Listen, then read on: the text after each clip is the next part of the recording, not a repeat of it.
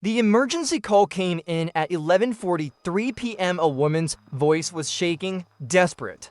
"They're outside, please. I think they're watching me." The dispatcher asked for her address.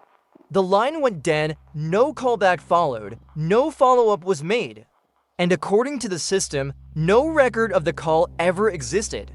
At least, that's what the report claimed. 3 days later, her body was discovered inside her apartment in Cleveland, Ohio. Her name was Rachel Monroe, 29 years old.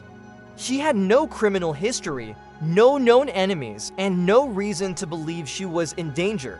Yet one question refused to disappear. Why did no one come when she called for help? Detective Andrew Cole, a homicide investigator with more than a decade of experience, sensed something was wrong from the very beginning. There were no signs of forced entry.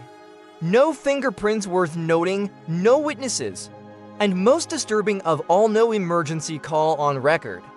"That doesn't make sense," Andrew said quietly. Every 911 call was automatically logged. Even dropped calls left a digital trace. Unless someone made sure it didn't, Officer Sarah Bennett, assigned to assist the case, began reviewing dispatch logs manually. While scrolling through the system timeline, she noticed a 2-minute gap and unexplained pause at exactly the time Rachel had dialed for help. Sarah frowned. Someone accessed the system during this window. Andrew looked up. Who? The terminal was registered to dispatcher Tom Harris. A quiet man, 10 years on the job, no complaints.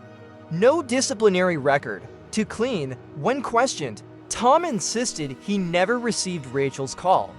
"She probably panicked and hung up," he said calmly. But Andrew wasn't convinced. Rachel's phone records told a different story.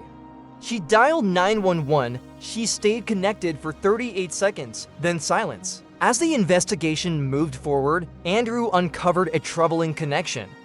Weeks earlier, Rachel had filed a noise complaint against her upstairs neighbor. That neighbor turned out to be Tom Harris's brother. Suddenly, the missing call was no longer a technical error.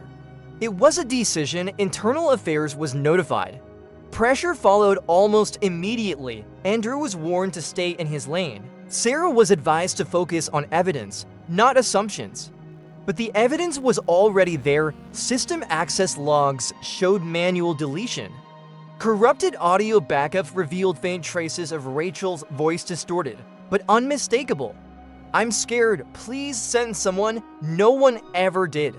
Tom Harris was arrested on charges of misconduct, evidence tampering, and obstruction of justice. But the damage was already done. Rachel was gone. During the trial, Tom admitted the truth. "It was my brother," he said. "I didn't think she was in real danger." The courtroom fell silent. Because that was the real cause of the tragedy. Not hatred, not rage, just indifference wearing a uniform.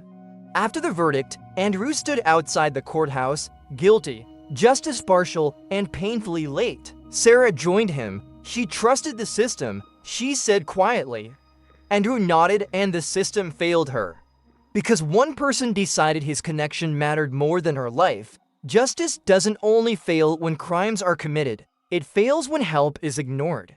Every role in the system matters, not just the officers on the street, but the voices behind the phones. Because sometimes, the deadliest decision is doing nothing.